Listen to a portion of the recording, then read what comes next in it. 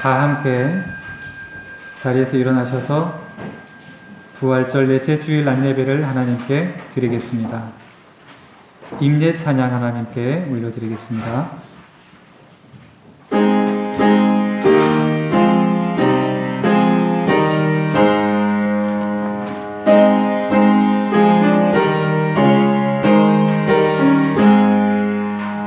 만국의 근원 하나님, 온 백성 찬송 드리고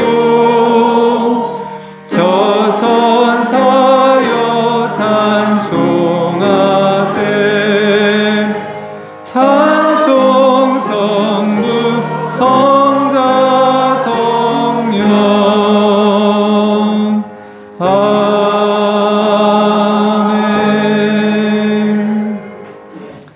함께 사도신경으로 신앙 고백하시겠습니다. 전능하사 천지를 만드신 하나님 아버지를 내가 믿사오며 그 외아들 우리 주 예수 그리스도를 믿사오니 이는 성령으로 동정녀 마리에게서 나시고 본디오 빌라도에게 고난을 받으사 십자가에 못 박혀 죽으시고 장사된 지 사흘 만에 죽은 자 가운데서 다시 살아나셨으며 하늘에 오르셔 전능하신 우편에 앉아 계시다가 저리로서 산자와 죽은 자를 심판하러 오시리라. 성령을 믿사오며 거룩한 공예와 성도가 서로 교통하는 것과 죄를 사하여 주시는 것과 몸이 다시 사는 것과 영원히 사는 것을 믿사옵나이다. 아멘. 자리에 앉아주시기 바랍니다. 성시교독은 교독문 78번, 요한복음 14장 교독문입니다. 성시교독 교독문 78번, 요한복음 14장입니다. 여러분 주보 순서가 조금 바뀌고 우리 교독문이 빠졌는데요. 앞으로 앞에 화면을 활용할 수 있도록 하겠습니다. 오늘은 아직 준비가 안 됐는데 그 안에는 찬송가 뒤에 있는 교독문을 찾아서 함께 교독하도록 하겠습니다. 성시교독 교독문 78번, 요한복음 14장 교독문 교독하시겠습니다. 너희는 마음에 근심하지 말라. 하나님을 믿으니 또 나를 믿어라. 내 아버지 집에 거하는 것이니라. 그렇지 않으면 너희에게 이르렀으리라. 내가 너희를 위하여 거처를 예비하러 가노니 가서 너희를 위하여 거처를 예비하면 내가 다시 와서 너희를 데려오려 나 있는 곳에 너희를 예비하리라. 내가 어디로 가든지 그 길을 너희가 아느니라.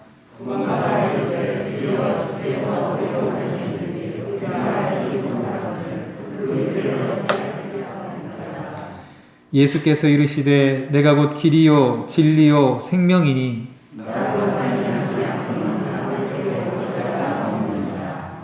아멘. 찬송가 523장 부르신 후에 예배를 위해서 황희생 장로님 기도해 주시겠습니다. 523장입니다.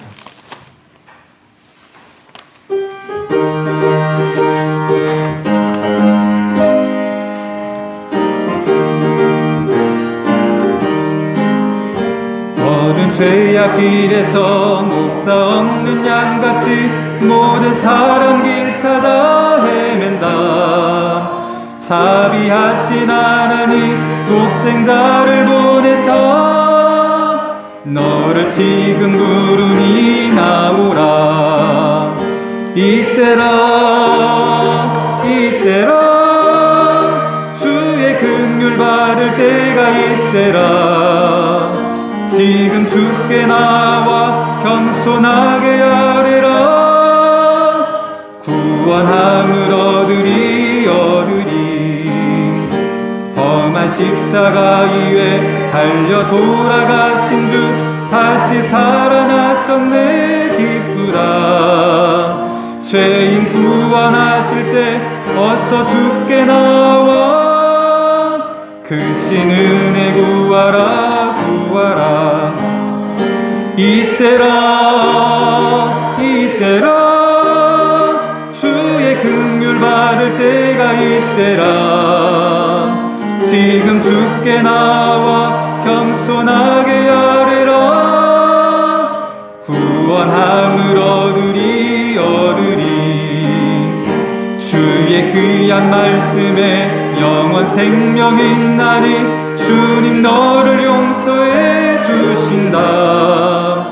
주가 부르실 때에 힘과 정성 다하여 주의 은혜 받으라. 이때라 주의 긍휼 받을 때가 이때라. 지금 주께 나와 겸손하게 아뢰라. 구원함을 얻으리. 세월 빨리 흐르고 세상 친구 가는데 너의 영혼 오늘 밤 떠나도 주의 구원 받으면 천국에서 영원히 주와 함께 살리라. 이때라 주의 긍휼 받을 때가 이때라. 지금 주께 나와 겸손하게 아뢰라. 구원함을 얻으리.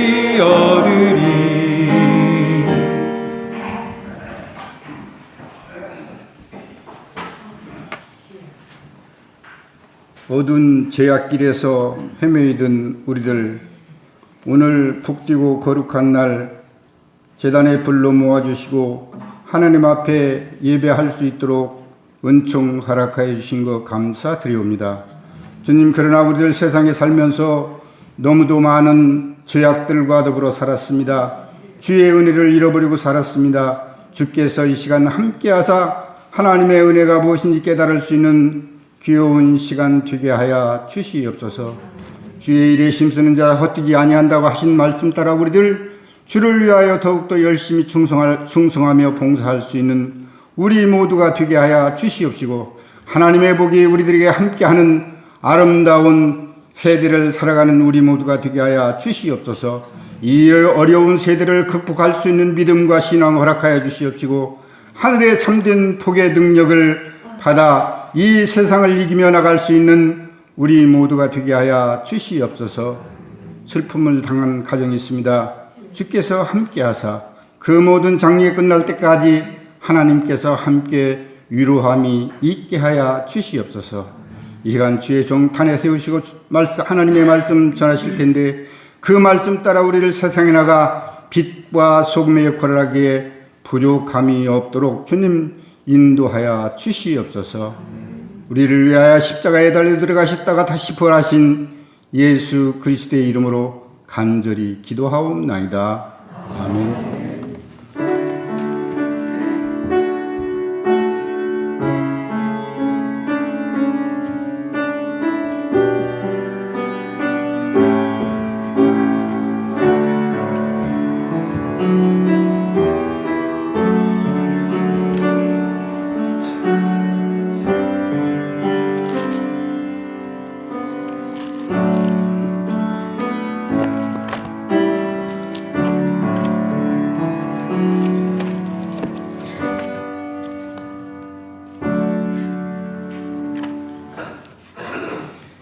교회 소식을 전해드립니다. 주보 가운데 면에 있는 교회 소식을 참고해 주시기 바랍니다.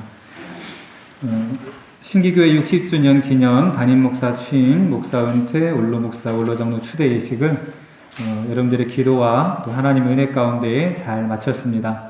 그동안 섬겨주시고 기도로 함께 해주신 또 모든 선동님들께 감사 말씀드립니다. 다음 주일은 우리 교단이 정한 어린이 청소년 주일입니다. 자라나는 우리 어린 학생들 또 우리 청소년들을 위해서 우리 교회가 관심 갖고 기도하고 있다는 것을 또 보여주고 격려해주고자 우리 낮 2부 예배, 다음 주 2부 예배 때에 우리 함께 연합으로 예배드리고 축복하고 기도하는 시간을 갖고자 합니다. 여러분, 일주일 동안 특별히 이들이 더 아름답게 자라날 수 있도록 하나님 주시는 꿈을 갖고 자라갈 수 있도록 기도하면서 또 다음 주일을 맞이할 수 있기를 바랍니다. 이제 5월부터 6월까지 2달간 부임 신방을 진행하려고 합니다. 코로나 상황을 고려해서 소수 인원에 한정해서 신방을 예정하고 있습니다. 특별히 환우나 농번기 등에 조금 일찍 먼저 받기를 원하시는 가정을 신방 신청을 해주시면 먼저 순서를 정해서 신방을 진행하도록 하겠습니다. 방문이 어려운 경우에는 전화나 또 온라인으로 신방할 수도 있고 그래도 불편하고 또 어렵다 그러신 분들은 부담 갖지 마시고 후반기에 신방을 받으셔도 되겠습니다.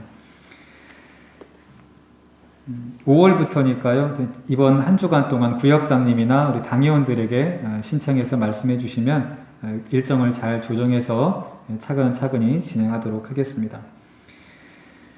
지난주 우리 일남신도의 회원이고 우리 사구역인 백울수 권사님 남편 되시는 박종선 성도님이 병원에 입원하셨다가 퇴원을 하셨습니다. 왼쪽 폐를 절제하는 수술을 하셨고 잘 호전되고 회복되어서 지금 이제 댁에서 휴식을 취하고 있습니다. 더 온전하게 회복될 수 있도록 여러분 지속적인 기도를 부탁을 드립니다. 어제 문자로 공지해드린 것처럼 어제 새벽 5시경에 우리 일려신도 회원이고 3구역이신 우리 김순심 집사님께서 소천을 받으셨습니다. 익산병원 장례식장에서 장례 일정을 진행하고 있고요. 오늘 2부 예배 마치고 12시 반에 교회에서는 출발할 예정입니다. 예식장으로 바로 오실 분은 1시까지 오시면 입관 예배에 참여하실 수 있습니다. 발인 예배는 내일 오전 7시 30분에 있고요. 차량은 7시에 운행하도록 하겠습니다. 출발하도록 하겠습니다. 그러니까 7시까지 교회에 오셔야 되는 겁니다. 장례 일정이 마칠 때까지 여러분 위해서 하나님의 위로를 또한 기도해 주시길 바랍니다. 이번 주 중에 목요일에 익산교회 제30찰 위원회 2차 모임이 맹산교에서 있습니다. 소식 밑에 보면은 요일별 중점 중보기도 제목을 적어놨습니다. 우리가 매일같이 이런 여러 가지 기도 제목을 가지고 기도해야 되는데 매일 하면 좋지만 어려울 경우에는 요일에 맞는 기도 제목이라도 잊어먹지 말고 하자. 그래서 요일별 중점 기도 제목을 적어놨습니다. 그리고 한 주간 동안 이런 기도 제목들을 가지고 또 나라와 민족을 위해서도 기도하고 또 나 자신을 위해서도 기도해야겠죠. 매일같이 기도하면서 우리의 신앙을 지켜갈 수 있는 우리 신기교회 성도님들 되시기를 바랍니다. 오늘 우리에게 주시는 하나님의 말씀 함께 봉독하겠습니다. 신약성경 284페이지 고린도전서 15장 51절부터 58절까지 말씀입니다. 신약성경 284페이지 고린도전서 15장 51절부터 58절까지 말씀.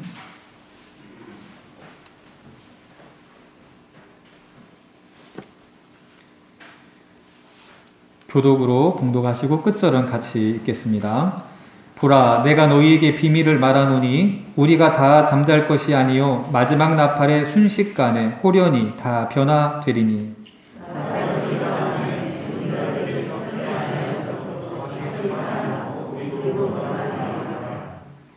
이 썩을 것이 반드시 썩지 아니할 것을 입겠고 이 죽을 것이 죽지 아니함을 입으리로다.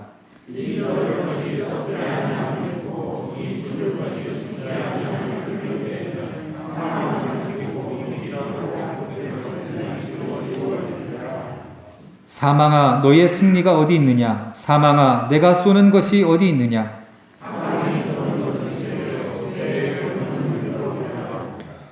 우리 주 예수 그리스도로 말미암아 우리에게 승리를 주시는 하나님께 감사하노니 그러므로 내 사랑하는 형제들아 견실하며 흔들리지 말고 항상 주의 일에 더욱 힘쓰는 자들이 되라. 이는 너희 수고가 주 안에서 헛되지 않은 줄 알미라. 아멘. 할렐루야. 부활절 넷째 주일, 오늘도 주님께서 주시는 말씀으로 우리 영혼이 새 힘을 얻고 또 주님이 주시는 선한 능력으로 우리의 삶과 사역을 넉넉히 감당하는 그런 은혜 있기를 간절히 축원합니다. 오늘 본문 말씀은 사도 바울이 개척을 하고 1년 6개월 동안 섬겼던 고린도 교회가 그가 떠난 후에 큰 혼란이 빠졌다는 소식을 듣고 쓰게 된 첫 번째 편지의 마지막 부분에 해당이 됩니다. 사도 바울은 가는 곳마다 복음을 전하였고 그랬는데 특히 이 고린도 교회는 애정을 가지고 1년 6개월 동안 오늘 우리 교회가 쓰는 말로 제자 훈련을 해서 말씀으로 잘 가르치고 세워진 교회였습니다. 이방의 문화들도 많이 이제 위협을 하는 지역이었음에도 불구하고 그런 문화들에 완전히 빠져들지 않고 말씀 위에서 신앙을 잘 지켜왔던 고린도 교회가 사도 바울이 떠나가고 난 뒤에 여러 가지의 문제들이 산적했던 것들이 발생을 하는 거죠. 오늘날 우리 교회들도 마찬가지입니다. 어느 교회나 크든지 작든지 시골이든 도시든지 부족한 사람들이 모여 있다 보니까 그 사람들의 부족함으로 인하여서 여러 가지 문제들이 발생하기도 하고 또 금방 은혜 가운데 해결되기도 합니다. 성령이 충만하고 이제 막 뜨거운 불길이 일어났던 고린도 교회도 피해갈 수가 없었습니다. 그 사람의 부족함 가운데 고린도 교회에 문제가 발생을 했던 거죠. 고린도전서의 이제 구조를 흐름을 쭉 보면은 그런 여러 가지 내용들이 나옵니다. 나는 누구한테 세례를 받았으니까, 나는 베드로에게 세례를 받았으니까, 나는 아볼로에게 속했고, 또 나는 바울에게 속했고, 이렇게 자기들끼리 좀 분파를 나눠가지고 어떤 자기 새 싸움을 하는 그런 일들이 고린도 교회에 있었습니다. 또 조금 지나니까 성찬식을, 오늘날로 말하면 성찬식을 진행하는데 조금 더 많이, 부자들은 많이 가져와서 가져온 만큼 다 먹고 거기서 또 취하기도 하고, 또 가난한 사람들은 아예 함께 나눌 것을 가져오지 못하니까 먹지 못하고 공동의 만찬을 갖지 못하고 또 그렇게 돌아가야 되는 이 교회 안에서 사랑으로 서로 하나 되고 서로 나눠야 되는 공동체에서 제대로 된 모습을 보여주지를 못했던 거죠. 또 조금 보니까 이 말씀에 대한 깊은 은혜가 있다 보니까 하나님이 주시는, 성령을 통해 주시는 은사에 대한 사모함이 있는데 또 너무 신비한 걸 쫓아가다 보니까 자기가 받은 은사만 최고라고 생각하는 그런 모습들이 나타나기를 시작을 하는 겁니다. 예언의 은사가, 또 방언의 은사가, 치유의 은사가 다 각기 자기의 은사들만을 주장을 하고 강조를 하다 보니까 그렇지 않는 사람들은 또 무시하고 조금 깔보는 그런 일들이 나타나기 시작을 한 거죠. 저도 이제 기억에 80년대 이제 어린 학생이었음에도 불구하고 제가 이제 속했던 교회에서도 이 방언을 받지 않으면 마치 성령을 받지 않은 것처럼 그렇게 가르치고 또 그렇게 보여줬던 때가 있었습니다. 지금은 이제 그거를 주장했던 교단도 이제 그렇게까지는 이제 얘기하지 않는데 그런 식으로 이제 흘러왔던 거죠. 그러니까 내 신앙과 내 은사만 중요하게 생각을 하고 그렇지 않는 사람들을 이제 무시하는, 그래서 교회가 또 분열되는 그런 일들이 고린도 교회에 이 모양 저 모양으로 나타났던 겁니다. 그러니까 사도 바울이 그런 문제들에 대해서 목회적인 방침을 부드러우면서도 확고하게, 그러나 분명하고 명쾌하게 말씀으로 목회적 지침을 이제 전해준 것이 고린도전서와 후서의 내용입니다. 근데 그런 이야기들을 다 다루고 제일 마지막에, 그래서 고린도 교회가 지금 이런 문제를 겪고 있는데 너희들이 바라봐야 될, 신앙생활하는 사람들이 가장 중요하게 여겨야 될 문제가 뭐냐면 이거다라고 15장의 그 핵심적인 메시지를 전달해주고 있는데, 우리가 부활장이라도 부르는 이 고린도전서 15장이 바로 그 내용을 다루고 있습니다. 바로 부활신앙이 우리가 분명히 서 있지 않으면 여러 가지 신앙의 문제들이 나올 수밖에 없다는 것을 사도 바울을 통해서 우리에게 들려주는 것이죠. 오늘 우리가 읽은 본문의 말씀을 보니까 사도 바울이 너희에게 비밀을 한 가지 말해주겠다 그러면서 시작을 합니다. 우리가 다 잠잘 것이 아니요 마지막 나팔에 순식간에 호련히 다 변화할 것이니 죽은 자들이 썩지 아니할 것으로 다시 살아나고 살아있는 우리도 변화할 것이다. 마지막 날에 대한 부활의 소망을 사도 바울이 고린도 교회에 먼저 들려주는 것입니다.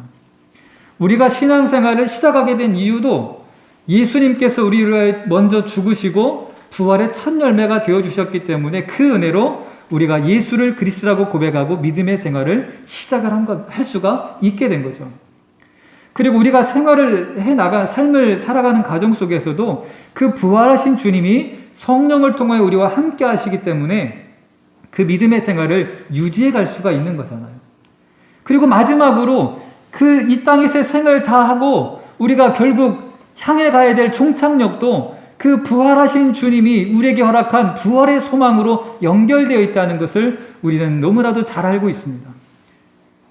사도 바울이 그 문제 많은 고린도 교회가 왜 이런 문제가 나타나냐 했을 때에 부활에 대한 신앙 고백이 분명하지 않으니까 내가 지금 이 땅에서 자랑할 것들에 눈이 돌아가게 되고 그것들을 더 내세워서 인정받게 되고 다른 신앙인과 비해서 내가 더 이것이 뛰어나다는 것들을 내세우다 보니까 그 안에 그런 크고 작은 문제들이 나타나게 되고 정작 무엇이 중요한지를 놓쳐버리는, 그래서 사도 바울은 고린도서 13장에 믿음도 필요하고 소망도 있어야 되는데 그 중에 제일은 사랑이라고 그렇게 말씀해 주고 있는 것입니다.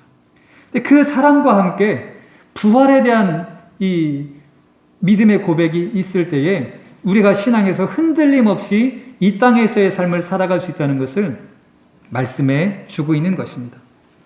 그래서 사도 바울은 오늘 본문의 말씀을 통하여서 특히 54절 말씀에 분명하게 이 마지막 날 일어날 부활의 사건에 대해서 한 문장으로 아주 명쾌하게 정리를 합니다. 오늘 우리가 읽은 개역 개정에는 이렇게 말씀해 주고 있죠. 썩을 것이 썩지 아니함을 입고 죽을 것이 죽지 아니함을 입을 때에는, 그러니까 마지막 부활이 완성될 때를 말하는 거죠. 사망을 삼키고 이기리라 라고 기록된 말씀이 이루어지리라. 이 말을 조금 더 단순하게 하면 생명이 사망을 이기리라 라는 말씀입니다. 예수 그리스도의 부활을 통하여서 우리에게 주어진 약속된 영원한 생명이 그 부활이 완성되는 그때에 그 시간에 사망을 깨부술 것이다. 이길 것이다. 아니 이미 예수님께서 십자가에 못 박혀 죽으시고 부활하심으로 말미암아 그 사건은 이미 이 땅 위에 성취가 되었고 진행되고 있고 완전한 완성을 이룰 때가 올 것이다. 그게 부활이다. 근데 그것을 놓쳐버리면 이 땅에서의 신앙생활이 흔들릴 수밖에 없다는 것을 사도 바울이 고린도 교회를 통해서 오늘 우리들에게 성령께서 들려주고 계신 거죠. 이 부활신앙으로 통하여서 사도 바울은 고린도 교회뿐만 아니라 오늘 이 말씀을 읽는 우리들에게도 이렇게 권면하고 있습니다. 오늘 본문의 57절 말씀을 보니까 우리 주 예수 그리스도로 말미암아 우리에게 승리를 주시는 하나님께 감사하노니, 이 부활에 대한 소망과 확신과 약속이 있기 때문에 우리는 예수 그리스도를 통하여 감사할 수밖에 없다라는 그런 고백을 하게 되는 것입니다. 오늘 여기 앉아 계신 우리 모든 신기교회 성도님들이 나에게 영원한 생명을 허락하신 그 예수 그리스도로 말미암아 그리고 그 예수 그리스도를 통해서 우리에게 승리를 주시는 하나님께 감사하는 삶을 살아갈 수 있기를 주의 이름으로 간절히 축원합니다. 그래서 사도 바울 오늘 본문의 마지막에 너희가 항상 주의 일에 더욱 힘쓰는 자들이 되라. 그러니까 다른 것 때문에 자랑하려고 막 이게 더 인정받으려고 사람의 눈에 들려고 씨름하지 말고 그냥 주님의 일, 주님이 원하시는 일, 주님이 기뻐하시는 일에 더욱 힘쓰는 자들이 되라 라고 그냥 명쾌하고 단순하게 그렇게 권면해 주고 있는 것입니다. 왜 그렇게 권면을 하고 있습니까? 오늘 58절 말씀해 보니까 너희 수고가 주 안에서 헛되지 않기 때문에, 이 부활에 대한 소망을 가지고 하나님께서 이루시는 뜻을 집중하여 우리가 나아갈 때 우리가 그것을 바라보고 때로는 내 노력과 내 수고와 내 진심과 내 마음이 인정받지 못하고 그렇게 괴로운 상황이 온다고 할지라도 우리가 복음을 전하다 보면은 모든 사람들이 우리가 전하는 대로 다 믿는 게 아니잖아요. 때로는 안 믿어라고 정중히 사용하는 사람도 있고 어떤 사람은 심하게 욕을 하기도 하고 어떤 사람은 바가지 갖다가 뿌리기도 하고, 우리가 복음을 전한다고 다 순순히 그들이 받아들이는 건 아니잖아요. 믿음의 관계 속에서도 마찬가지고. 우리가 주님의 영광을 위하여서 나는 부활의 소망을 약속받은 사람이야, 저런 것쯤은 아무것도 아니지 라는 그 소망을 가지고 우리가 애쓰고 힘쓸 때에 그 수고가 주 안에서 헛되지 않다라는 것입니다. 그러니까 수고하라는 것입니다. 주님을 위해서, 사람을 위해서가 아니라 주님을 위해서 때로는 묵묵하게 때로는 드러나지 않게 수고하라고 우리에게 권면해 주고 있는 것입니다. 부활이 있기 때문에. 그런데 오늘 이제 제가 이 교회력에 따라서 세 가지 본문을 가지고 이제 말씀을 준비하고 전한다고 했잖아요. 복음서 본문이 연결이 되어 있습니다. 예수님께서 마지막에 일어날 부활의 사건만을 두고 말씀하신 게 아니라, 그것의 예표로만 나타난 것이 아니라 공생의 삶을 살면서도 이 부활의 사건이 저 먼 우리는 알 수 없는 어느 마지막 역사의 마지막 끝자락에 일어나는 사건이 아니라 오늘 이 시대에 저와 여러분들이 살아가고 있는 지금 이 순간도 하나님께서 허락하신 그 부활의 능력을 경험할 수 있다는 것을 우리에게 복음서를 통하여서 들려주고 있습니다. 오늘 요한복음 11장 말씀은 예수님께서 사랑하고 아끼는 나사로가 죽었다가 다시 살아나는 사건을 다루고 있는 본문입니다. 예수님께서 공생의 삶을 살면서 죽은 자를 살리신 몇 가지의 사건이 있었죠. 그 중에 대표적인 사건이 바로 이 나사로를 살린 사건이죠. 이 나사로는 이후에 마르다와 마리아와 이렇게 3남매로 가족관계였잖아요. 근데 예수님께서 다른 지역에서 복음을 전하고 있는데 나사로가 중병에 걸린 겁니다. 그러니까 마르다가 사람을 보내서 예수님께 우리 오라비인 나사로가 죽게 되었습니다 라고 소식을 전하죠.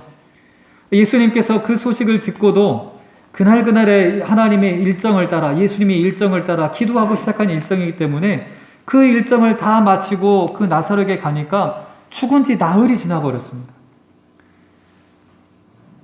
근데 예수님께서 그 나사로가 있는 곳에 도착하니까 마르다가 먼저 뛰어나와서 주님께서 계셨더라면 우리 오라비가 죽지 않았을 겁니다. 그렇게 고백을 하죠. 예수님께서 그렇게 예수님께 흐느끼며 이야기하는 그 마르다에게 이렇게 말합니다. 오늘 우리가 요한복음 11장 23절에 시간상 다 읽지는 않았습니다만 요한복음 11장 23절에 보니까 네 오라비가 다시 살아나리라. 지금 죽은 지 나흘이 되었습니다. 무덤에 들어갔고 이스라엘을 돌무덤에 안장을 하는 풍습이 있으니까 돌무덤에 들어가서 나흘이 지났고 조금 더 읽어보면 썩은 내가 나기 시작하는 상황, 완전히 죽은 상태에 있는 나사로가 다시 살아난다고 예수님께서 말씀을 하시는 거죠. 그러니까 마르다가 그 말 끝에 이어서 이렇게 고백을 합니다. 요한복음 11장 24절에 이렇게 고백을 해요. 마지막 날 부활 때에는 다시 살아날 줄을 내가 아나이다. 그 당시에 이렇게 고백하는 믿음이, 아니 뭐 지금이라도 마지막 날에 다시 살아날 것을, 부활할 것을 내가 믿습니다라는 고백이, 여러분 믿음이 있는 고백입니까? 아니면 믿음이 없어도 할 수 있는 고백입니까? 믿음이 없이는 고백할 수가 없는 그 고백이 이 마르다의 고백입니다. 더더군다나 그 당시 예수님의 부활의 첫 열매가 되시기도 전에 이 예수님의 말씀을 듣고 마지막 날에 부활 때에는 다시 살아날 줄 내가 아나이다라는 고백 자체가 어마어마한 고백인 거죠. 예수님께서 대화를 이어가시면서 그 마르다에게 이렇게 말씀합니다. 요한복음 11장 25절 26절 말씀인데요. 제가 말씀을 준비하다 보니까 많이 익숙해요. 여러분 익숙하지 않습니까? 제가 아직 안 읽어드렸는데 이 말씀이 여러분 4월 한 달 동안 우리 이제 목사님께서 말씀 묵상할 그 구절로 주보에 계속 실어주셨던 바로 그 말씀이더라고요. 예수님께서 이렇게 마르다에게 말씀합니다. 나는 부활이요 생명이니 나를 믿는 자는 죽어도 살겠고 무릇 살아서 나를 믿는 자는 영원히 죽지 아니하리니 이것을 내가 믿느냐? 여러분 믿으십니까? 이것을 내가 믿느냐?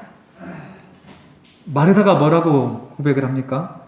요한복음 27장 말씀해 보니까 기가 막히게 고백을 합니다. 이르되 주여 그러하외다. 주는 그리스도시요 세상에 오시는 하나님의 아들이신 줄 내가 믿나이다. 어디서 많이 들어본 것 같지 않습니까? 베드로가 했던 고백이잖아요. 마태복음 16장에 예수님께서 사람들이 나를 누구라고 하더냐 물으니까 더러는 엘리야요, 더러는 선지자요, 이렇게 예수님 말하더이다. 너희는 나를 누구라고 하느냐? 아무도 대답을 못하는데 베드로만 나서서 주는 그리스도시요 살아계신 하나님의 아들입니다. 그러니까 예수님이 뭐라고 말씀을 하죠? 그 말은 네가 생각으로 하는 게 아니라 하나님께서 감동케 하셔서 고백하게 하는 것이다. 예수님께서 그렇게 말씀을 해주시죠. 그 고백을 마르다가 하는 겁니다. 마르다가. 예수님의 수제자 정도 되는 사람이 할 수 있는, 그것도 성령의 감동을 할 수 있었던 그 고백을 마르다가 지금 이 예수님 앞에서 하고 있는 것이죠. 대단한 믿음의 고백을 하고 있는 것입니다. 마르다가 이 고백을 하고 나서 동생 마리아에게 가서 주님이 오셨다. 그러니까 마리아가 또 쫓아갑니다. 마리아가 주님 앞을 맞이하는데 또 똑같은 이야기를 합니다. 주님이 여기 계셨으면 우리 오라베가 죽지 않았을 건데, 예수님이 이미 많은 병자들을 고쳐주셨잖아요. 그러니까 죽기 전에만 오셨으면 예수님께서 살리셨을 텐데, 죽고 났는데 이제 어떻게 하겠습니까? 그런 아쉬움과 그런 안타까움을 예수님 앞에 표현을 하는 거죠. 마르다와 마리아가 다. 예수님께서 그 마리아와 함께 따라온 유대인들이 그 광경을 보고 그들이 우는 것과 유대인들이 우는 것을 보시고 예수님께서 심령의 비통히 여기시고 불쌍히 여기셨다. 그렇게 요한복음 11장 33절에 말씀해 주고 있습니다. 예수님도 그 연민의 정을 느꼈던 거죠. 자기가 사랑을 사는데 조금만 일찍 오셨으면 예수님이 살릴 수 있었을 텐데 그러지 못했다라는 안타까움과 예수님을 이해하는 마음 때문에 이 슬피 우는 것이죠. 어찌할 수 없다라는 상황 때문에. 예수님이 그 상황 자체와 그렇게 슬퍼하는 마음을 아시고 그 무덤 있는 곳으로 예수님께서 나아가십니다. 그를 어디에 두었느냐? 35절에 보니까 예수님께서 눈물을 흘리시더라. 예수님께서는 우리의 인간의 삶을 직접 체험을 하시고 경험하시면서 우리의 하나하나까지도 우리의 연약함과 우리의 상황과 우리의 마음의 불편함과 육신의 연약함 하나하나까지도 다 경험하시고 아시는 분이기 때문에 눈물을 흘리시는 그런 모습을 우리 가운데 보여주시는 거죠.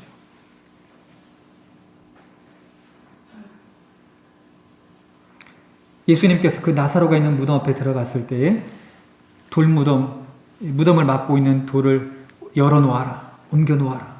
그리고 그 무덤을 향하여서 예수님께서 말씀을 하십니다. 오늘 본문에 43절 말씀에 요한복음 11장 43절의 말씀을 보니까 큰 소리로 나사로야 나오라 그렇게 부르셨습니다. 나사로야 나오라. 그 다음 상황이 어떻게 벌어졌죠? 44절 말씀해 보니까 죽은 자가 수족을 손과 발을 배로 동인 채로 나오는데 그 얼굴은 수건에 쌓여 있더라. 이미 죽은 상태로 그대로 이제 감싸놓은 그대로 살아나서 그 무덤을 나온 겁니다. 예수님께서 풀어놓아 다니게 하라. 풀어놓아 다니게 하라. 예수님께서 이 일을 나타낸 이유는, 하나님께서 이 일을 허락하신 이유는 예수님께서 하나님으로부터 생명의 주권을 받으셨다는 것을 세상 가운데 나타내 보이시기 위해서 이 사건이 일어나게 되었던 것입니다. 부활이라는 것은 저 역사의 끝자락에서만 일어나는 사건이 아니라 예수님을 만나는 그 순간 그 자리가 어떤 역사의 자리를 할지라도 살아나는, 우리의 심령이 살아나고 영혼이 구원받는 역사가 일어나게 된다는, 부활이 시작된다는, 영원한 생명이 시작된다는 것을 오늘 본문인 나사로의 이 이야기를 통하여서 우리에게 들려주고 있는 것입니다. 저는 이 말씀을 읽고 묵상을 하면서 등골이 오싹해지더라고요. 무서워서가 아니라, 야, 하나님이 이렇게 우리를 사랑하시는구나. 하나님께서 우리 신기교회 성도들에게 이 말씀을 지금 이 시기에 들려주는 이유가 뭘까? 모두가 다 아닐 수도 있지만 모두가 다 크고 작은 비슷한 문제들을 겪고 있을 것입니다. 무덤이라는 곳은 어떤 곳입니까? 자기 힘으로는 움직일 수 없는 곳.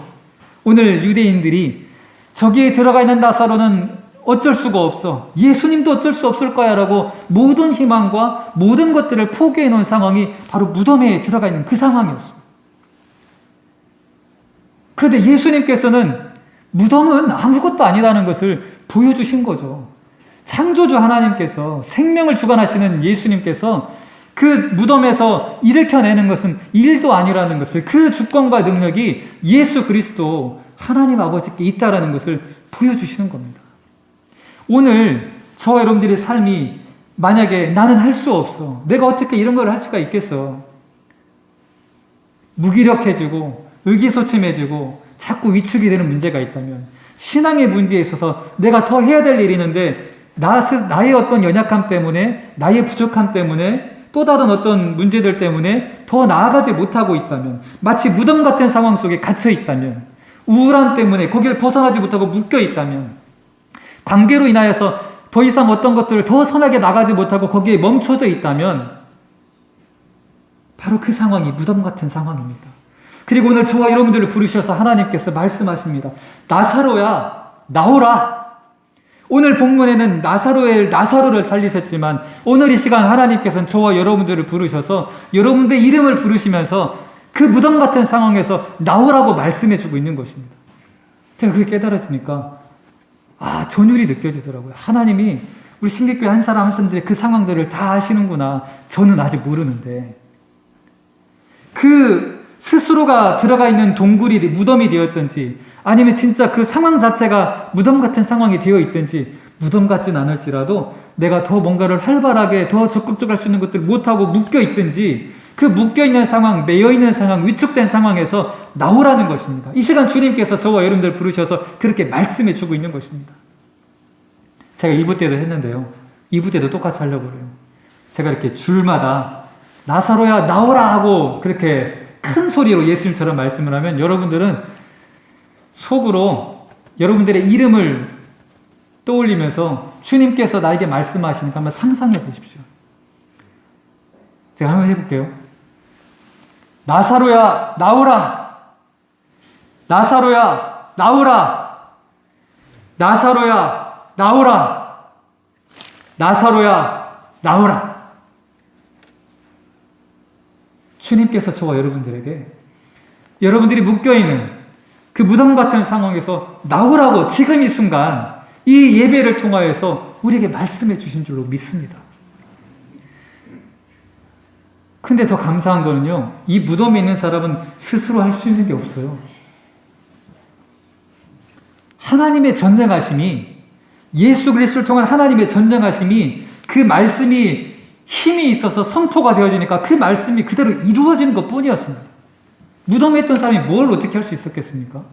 그런데 예수님께서 그 말씀을 선포하니까 그 선포된 말씀대로, 마치 천지가 말씀으로 창조되고 이루어진 것처럼 말씀대로 무덤에 있던 나사로가 나왔다는 것입니다. 오늘 요한복음 11장 44절에 보니까 이렇게 구체적으로 말씀해주고 있습니다. 죽은 자가 수족을 배로 동인 채로 나오는데 그 얼굴은 수건에 쌓였더라. 우리가 예수님의 말씀을 듣고 음성을 듣는다 할지라도 그 순간 모든 문제가 다 해결되는 건 아닙니다. 어떤 사람들은 나 예수 믿으면 복을 받냐고. 길게 보면 맞죠. 교회 나가는 순간 모든 문제가 불행껏 행복 시작이 아니라 내가 풀어가야 될 문제들이 있는데 믿음으로 하나님께서 함께 하심으로 그 풀어갈 능력을 주시고 내 스스로가 하나님이 창조하신 그 선한 모습대로 하나님의 형상을 회복해 가게 하고 그 상황들을 하나님께서 바꾸고 다루어 가신다는 겁니다. 내가 예수 믿는 순간 모든 문제가 동시에 해결되는 게 아니라는 거죠. 오늘 나사로가 그랬지 않습니까? 수족이 묶여 있었고 얼굴은 수건에 쌓여 있었고 예수님께서 그 나사로가 나온 걸 보고 풀어놓아 다니게 하라. 주님의 말씀을 듣게 될 때에 우리에게 이런 놀라운 말씀의 권능이 나타날 줄로 믿습니다. 우리 신기교회 성도님들 한 주간 동안 이 하나님의 음성을 나에게 주신 말씀으로 믿고 이 한 주간 동안 우리가 묶여있는 것들이 있다면 그것을 그대로 하나님 앞에 내어놓으시기 바랍니다.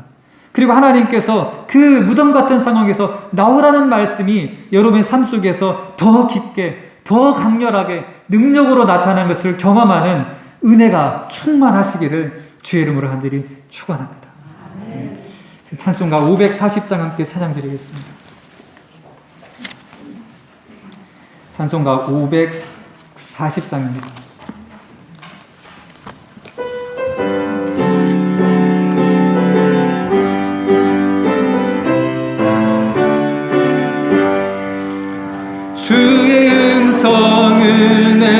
들으니 사랑한단 말일세. 믿는 마음으로 주께 가오니 나를 영접하소서. 내가 매일 시작하는 너자리 가오니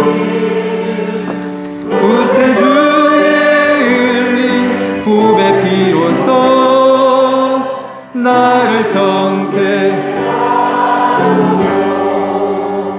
주여 넓으신 은혜 베푸사 나를 받아주시고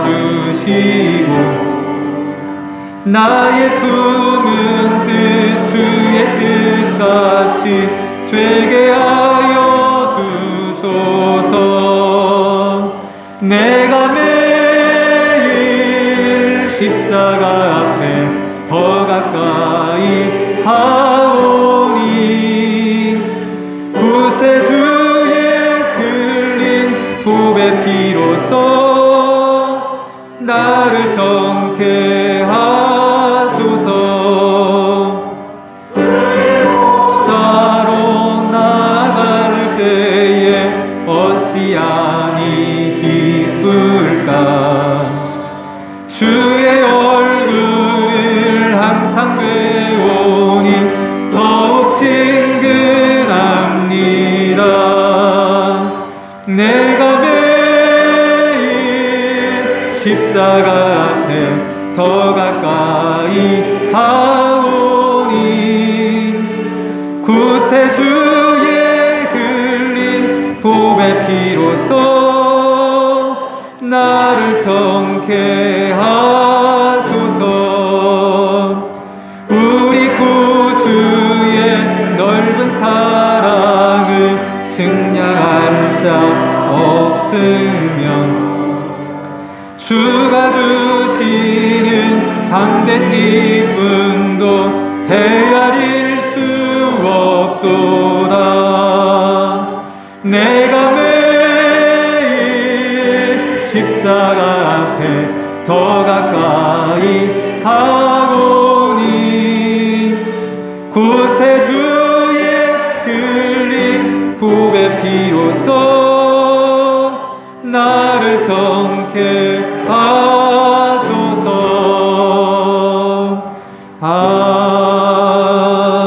아멘. 드려진 예물을 하나님께 올려드립니다. 10의 1조 최우석 장로님, 최미호 권사님, 박성규 장로님, 장라미아 권사님, 조영자 권사님, 감사원금 최형규, 박은선,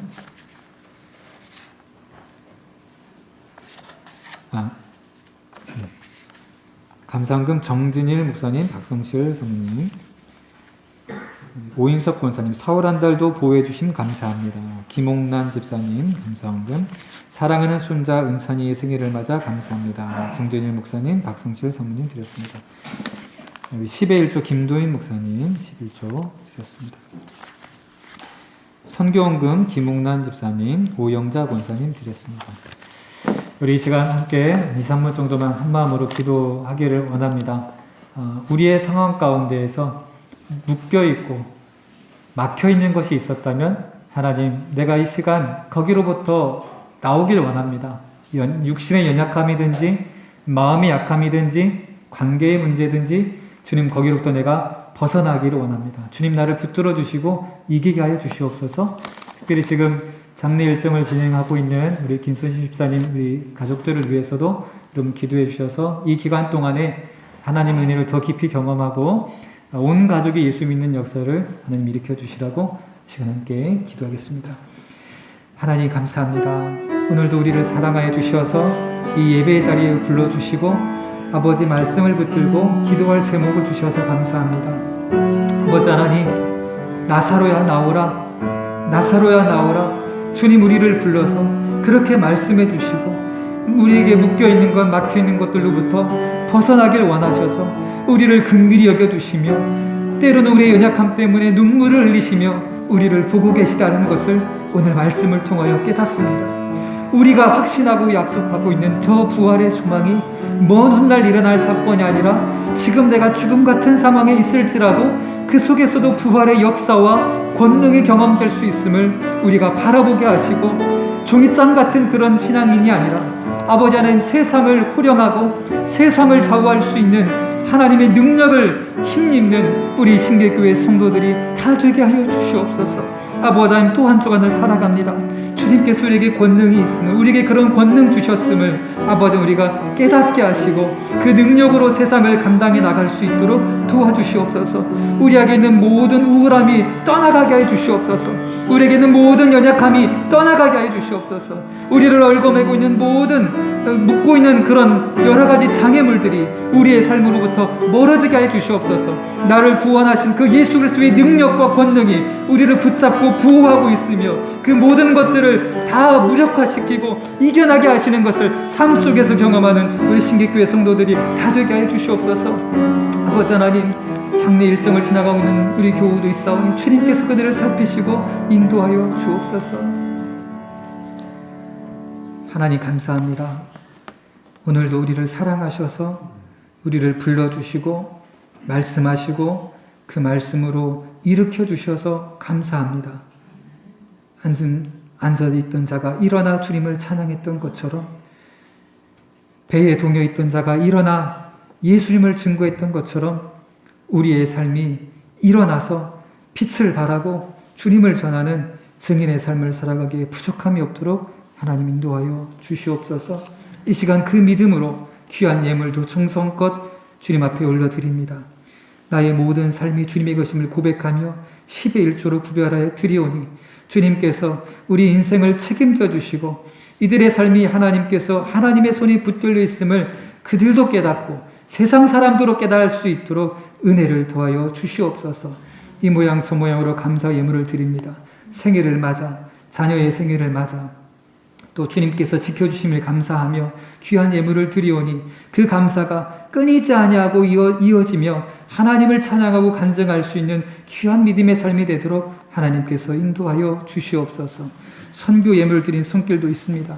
아버지 하나님, 주님 오시기까지 복음자들한 말씀에 순종하며 귀한 예물을 드리오니 주님, 이 예물이 오병이어가 되어서 가는 곳곳마다 많은 역사가 일어나게 하시고 이 예물이 쓰여지는 곳곳마다 예수 믿고 구원받는 역사가 일어나도록 하나님 인도하여 주시옵소서. 특별히 장례 일정을 진행하고 있는 가족들에게 하나님의 크신 은혜와 사랑이 함께 하셔서 그들이 위로받게 하시고 이 속에 부활에 대한 소망을 확신하게 하시며 예수 그리스도를 바라볼 수 있는 믿음의 기회가 되도록 하나님 위로하시고 인도하여 주시옵소서. 예수님의 이름으로 기도하옵나이다. 아멘. 한 주간도 믿음으로 승리하시길 바라고요. 이제 다 함께 일어나셔서 결단 찬송 부르고 축도로 예배를 마치겠습니다.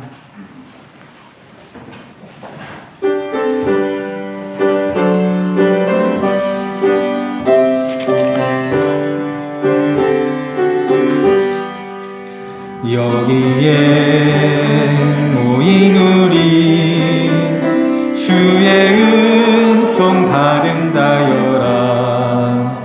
주께서 이 자리에 함께 계심을 아노라.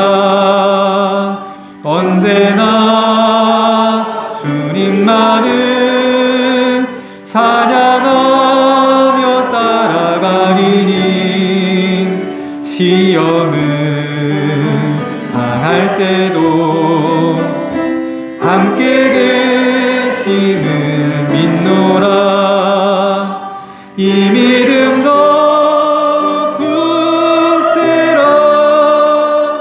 주가 지켜주신다.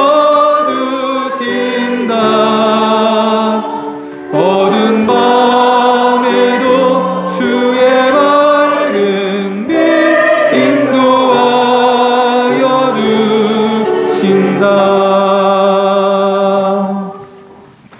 이제는 우리 주 예수 그리스도의 은혜와 하나님 아버지의 무한하신 사랑하심과 성령 하나님의 감동 감화하심이 주님의 말씀을 붙들고 세상을 향해 담대히 나가는 거기 속인 모든 성도들과 그의 가정과 일터 이외 지금부터 영원토록 함께하옵시기를 축원하옵나이다. 아멘.